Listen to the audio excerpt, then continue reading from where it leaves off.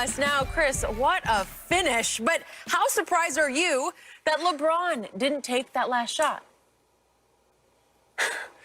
Well, look, anytime LeBron's on the floor at the end of the game, I think instinctively we all expect him to get the ball. We've seen it for 17 years.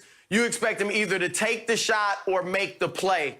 So that was instinctively, it was surprising. And Skip, I know your instincts are telling you to kill LeBron, but let me remind you, Michael Jordan did not always take the last shot, okay? So this was the right call. We know LeBron was struggling. We know he's a rhythm shooter. He was hot early. He had lost his rhythm. He struggled in the second half, 4 turnovers, 2 for 8 field goals, 0 for 4 from 3, 6 points. He was not in a rhythm, and AD was. AD had scored their last 7 points, including a three-pointer.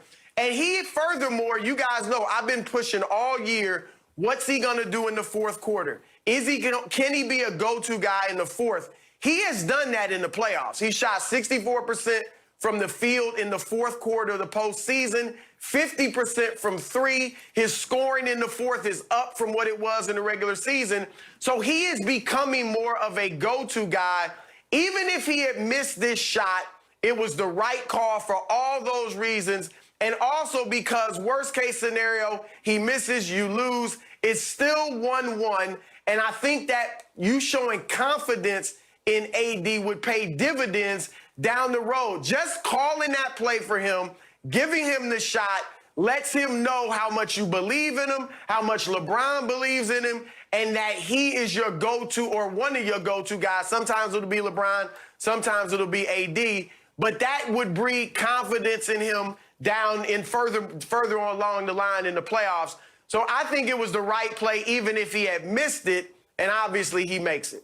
I totally agree, but just the mere fact that LeBron is on the court, you see what Plumlee did, Skip? He ran to LeBron, and he and Jeremy Grant got LeBron double team, and you let AD get a wide open pop 3. And as you mentioned, he was in a rhythm because just remember about a minute earlier, he hit a step back 3 in front of Millsap.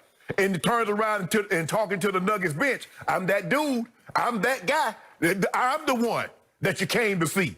And so for me, he was in a great rhythm. You have 7-foot-tall Jokic guarding the inbound, which is Rondo. You bring Plumlee in, who's a leaper, because I know what the Nuggets are thinking. The Nuggets are thinking they're going to get something going to the basket, Skip. And if you heard Rondo says, I look for him back door, I look for him back door. I made contact with, I tried to make eye contact with LeBron, but he wasn't looking. What did he say? He did not move. He didn't move. So it tells me now we get AD peeling around. Now, Plumlee is thinking like everybody else. LeBron's going to take the shot because what does he do? He run to LeBron. He's talking about, hey, Grant, like, ain't nobody screening me. What you want me to go get AD for? My guy ain't screening for AD. And so they both run to LeBron. AD pops, hits a 3. But it just goes to show you, Chris, remember, the reason why a lot of people pick the Clippers because they say they were more mentally tough than the Lakers. And what we saw the last 3 games of the season, when the Nuggets made their run, we saw the Clippers fold. Well, last night, they go on a 9-0 run, they take the lead, and the Lakers didn't fold. So what we're seeing is that this team is getting more and more. The more you're in these situations, lose game 1, come back 4 straight. Lose game, run second round, come back, win 4 straight. You see what I'm seeing here, Skip? You see what I'm seeing here, Skip? I don't see it. You see it. Yeah, you go about to see a diamond ring on my finger. That's what you're going to see. I know what I saw in games 5 and 6, Clippers versus Nuggets. The Nuggets in the fourth quarter made 7 of 9 threes in back-to-back games. It's hard to overcome that. Last night, the Nuggets made 1 of 7 threes in the fourth quarter, and you still almost lost because your man was horrendous in the fourth quarter. He did lose his rhythm. He was in the fourth, LeBron 1 for 6 and 0 for 3 from 3 with 2 big turnovers. So, Chris, back to you. The last play, 2.1 seconds left, was called for LeBron James. Yeah. AD said it right after the game. It was called for Bron. Right. Why didn't LeBron even move on the play? Because he wanted no part of the play. It's kind of hard when Rondo looks to LeBron, makes eye contact, and he's just standing still. And Rondo had to quickly say, what's plan C here? Because really the fourth option on the play was AD looping all the way across the top of the circle to the wing. And it's a last gasp play. And I got to tell you, it's not a good shot. You only need a point. You just need 1 point.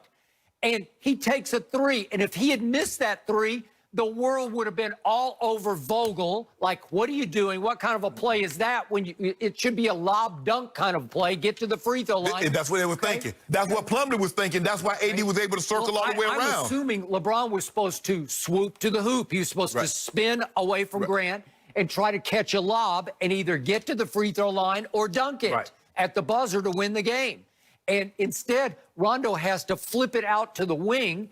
And okay, all right, I got it. But it's not what was supposed to happen. And why Mason Plumlee doesn't just run with AD, just run with it. Because he was thinking like you thinking. Still. He's thinking like you thinking. It's going to go James. Okay, but now the play is we're down to the buzzer. And after you see that LeBron's just standing still, you have no reason to run to him. He's not going to pick you. You don't need to say, Jeremy, go get AD. There's no pick. Mason, what are you doing? And AD goes out there virtually all alone until Jokic, and he's got length and slide length. You know, he's that's the fastest he's ever moved. It was. and he rockets back and almost got a hand on it. Yeah.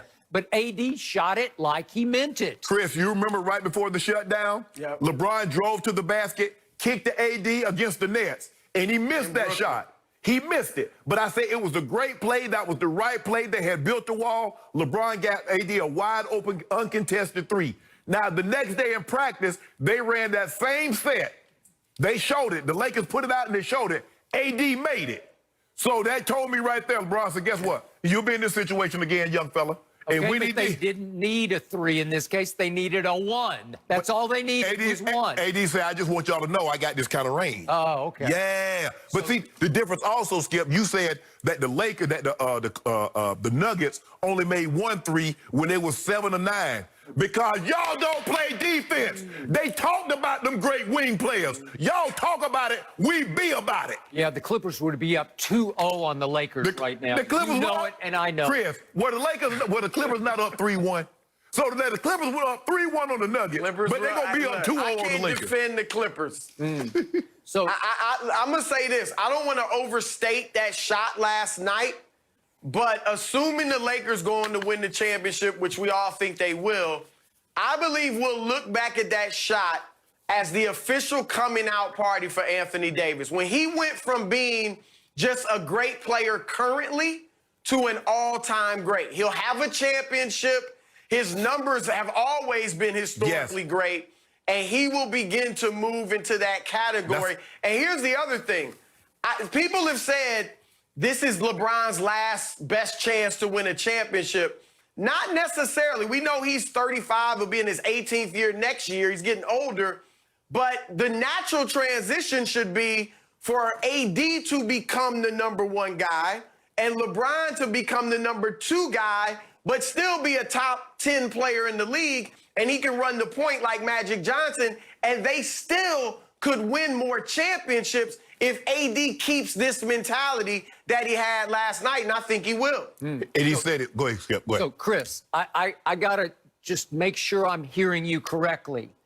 You are giving LeBron James a pass for, on a play call for him, standing still, not moving, not even flinching an inch.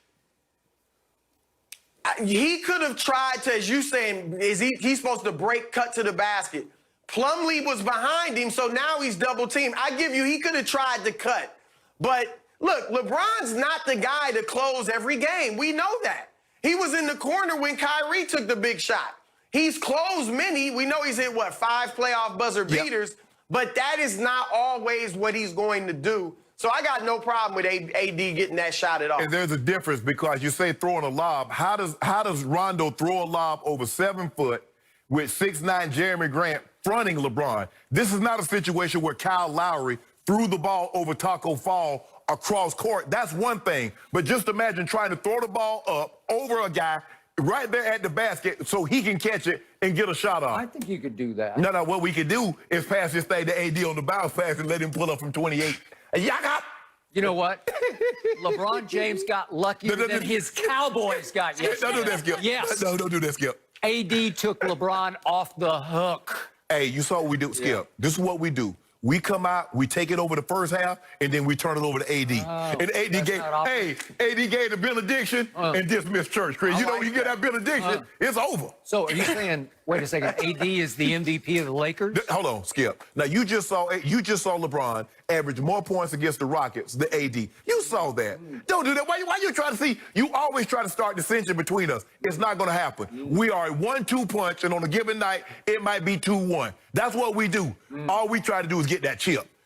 Can we just cancel the next two games? No, you can't. No, we can't. No. That's what the Clippers thought. The Clippers thought. Didn't Mike Malone tell you? Everybody want to see the Clippers and the Lakers. Yep. But we're going to have a little something to say about that.